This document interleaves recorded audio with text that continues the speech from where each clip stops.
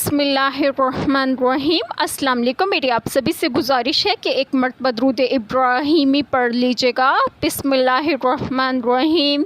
अल्लाहुम्मा सल्ली अला मुहम्मदिन व अला आलि मुहम्मदिन कमा सल्लैता अला इब्राहीम व अला आलि इब्राहीम इन्नका हमीदुम मजीद। अल्लाहुम्मा बारिक अला मुहम्मदिन व अला आलि मुहम्मदिन कमा बारकता अला इब्राहीम व अला आलि इब्राहीम इन्नका हमीदुम मजीद। बिस्मिल्लाहिर्रहमानिर्रहीम। फिर ज़रूर मैं उनके पास आऊँगा, उनके आगे और पीछे और दाहिने और बाएं से, और तो उनमें अक्सर को शुक्रगुजार न पाएगा। बिस्मिल्लाहिर्रहमानिर्रहीम। आज जो बात मैं आप लोगों से डिस्कस करूँगी वो ये है कि सत कुरैमा में है कि फिर ज़रूर मैं उनके पास आऊँगा, उनके आगे और पीछे और दाहिने और बाएं से, यानी चारों तरफ से उन्हें घेर कर राह रास्त से रोकूँगा, और तो उनमें अक्सर को शुक्रगुजार ना पाएगा, चूँकि शैतान बनी आदम को गुमराह करने और मुब्तला शहवातों का बाहे करने में अपनी इंतहाई सही खर्च करने का अज़म कर चुका था। इसलिए उसे गुमान था कि बनी आदम को बहका लेगा, उन्हें फ़रेब देकर खुदावंद आलम की नेमतों के शुक्र और उसकी इताअत फरमान बरदारी से रोक देगा। इसलिए नबी करीम सल्लल्लाहु अलैहि वसल्लम ने शैतान से तमाम जिहाद से पनाह मांगने की तालीम दी है कि शैतान किसी भी तरफ से इंसान पर मुसल्लत ना हो। हज़रत अब्दुल्लाह बिन उमर रज़ियल्लाहु अन्हुमा बयान करते हैं कि रसूल अल्लाह सल्लल्लाहु अलैहि वसल्लम हमेशा सुबह व शाम इन कलमात को पढ़ा करते थे और कभी इनके पढ़ने में नागा नहीं किया करते थे। ए अल्लाह, मैं तुझसे दुनिया और आखिरत में खैर व आफ़ियत का सवाल करता हूँ। ए अल्लाह, मैं तुझसे माफ़ी चाहता हूँ और अपने दीन में और दुनिया में और अपने अहल में और माल में आफ़ियत और सलामती चाहता हूँ। ए अल्लाह, तो मेरे अयूब की पर्दा पोशी फरमा और मेरे खौफ और परेशानी को अमन से बदल दे। ए अल्लाह, तो मेरी हिफाजत फरमा, मेरे आगे से भी और पीछे से भी, और मेरी दाएं तरफ से भी और मेरी बाएं तरफ से भी, और मेरे ऊपर से भी, और मैं तेरी अज़मत की पनाह लेता हूँ इस बात से कि मैं अपने पीछे की तरफ से अचानक किसी मुसीबत में डाल दिया जाऊँ।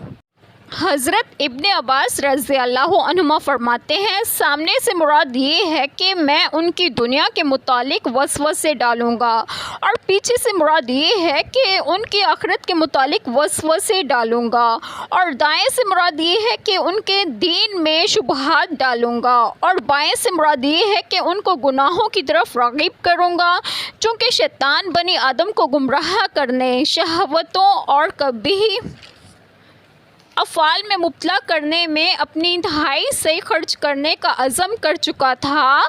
या वो इंसान की अच्छी बुरी सिफ़ात से वाकिफ़ था, या उसने फ़रिश्तों से सुन रखा था, इसलिए उसे गुमान था कि वो बनी आदम को बहका लेगा और उन्हें फ़रेब देकर खुदावंद आलम की नेमतों की शुक्र और उसकी इताअत और फरमानबरदारी से रोक देगा, और तो अक्सर उनमें शुक्रगुजार न पाएगा। इब्लीस ने गोया बात गुमान और तोहम की वजह से कही थी, मगर हिकमत इलाही देखे कि इब्लीस का ये ज़न और वहम वाक़ई के मुताबिक हो गया, और अक्सर व बेशतर इंसानों ने उसकी इत्बा की, जैसा कि अल्लाह ताला ने इरशाद फरमाया तर्जमा, और बिलाशुबा यकीनन इब्लीस ने उन पर अपना गुमान सच्चा कर दिखाया। तो मोमिनों के एक ग्रोह के सिवा वो सब उसके पीछे चल पड़े, और उसका उन पर कोई गलबा न था, मगर ताकि हम जान लें कौन है जो आखिरत पर ईमान रखता है, इससे अलग जो उसके बारे में शक में है, और तेरा रब हर चीज़ पर पूरी तरह निगरान है।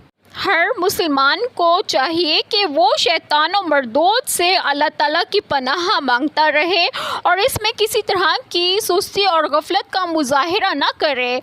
हज़रत अबू बकर सदीक़ रज़ियल्लाहु अन्हुमा से रवायत है कि नबी करीम सल्लल्लाहु अलैहि वसल्लम ने इरशाद फरमाया, शैतान से पनाह मांगने में गफलत ना करो, क्योंकि तुम अगरचे उसे देख नहीं रहे लेकिन वो तुमसे गाफिल नहीं, जैसा कि इरशाद फरमाया तर्जमा, और تم عرض کرو اے میرے رب میں شیطانوں کے وسوسوں سے تیری پناہ مانگتا ہوں، اور اے میرے رب میں تیری پناہ مانگتا ہوں اس سے کہ وہ شیطان میرے پاس آئیں، جیسا کہ ارشاد فرمائے ترجمہ، اور بے شک میں اس آدمی کو بہت بخشنے والا ہوں جس نے توبہ کی اور ایمان لایا اور نیک عمل کیا پھر ہدایت پر رہا۔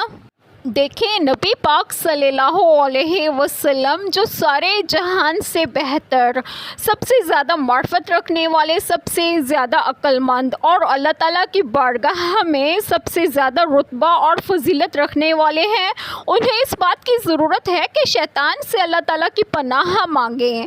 تو تمہاری حیثیت ہی کیا ہے؟ حالانکہ تم جاہل، عیب و نقص والے اور غفلت میں ڈوبے ہوئے ہو، تو کیا تم شیطان سے اللہ تعالیٰ کی پناہ لینے کے محتاج نہیں ہو؟ یقیناً محتاج ہو، بہت زیادہ محتاج ہو۔ اور فرمایا ترجمہ، اور زمین پر چلنے والا کوئی جاندار ایسا نہیں جس کا رزق اللہ کے ذمہ کرم پر نہ ہو۔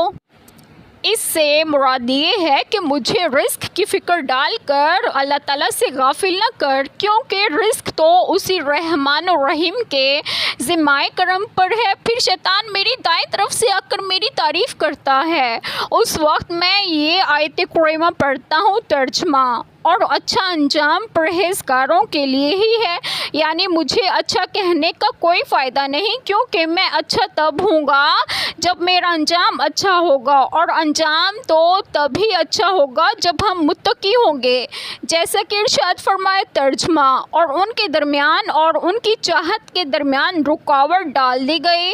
اس سے مراد یہ ہے کہ نفسانی خواہشات سے دور رہنے میں ہی کامیابی ہے۔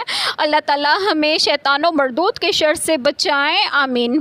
ایک چھوٹی سی دعا جو میں ضرور کروں گی کہ اللہ تعالیٰ ہم سب کے تمام گناہوں کو معاف فرمائے اور ہمیں صراط مستقیم کی راہ پر گامزن کرے، اور آپ سب کی تمام جائز دعائیں قبول فرمائے، اور جو لوگ بے اولاد ہیں انہیں نیک اور صالحین اولاد عطا فرمائے، اور جو لوگ بیمار ہیں انہیں بھی صحت و تندرستگی عطا فرمائے، اور آپ سب کو آپ کے گھروں میں خوش و خرم رکھیں اور صحت و تندرستگی بھی دیں، آمین۔ جزاک اللہ خیر۔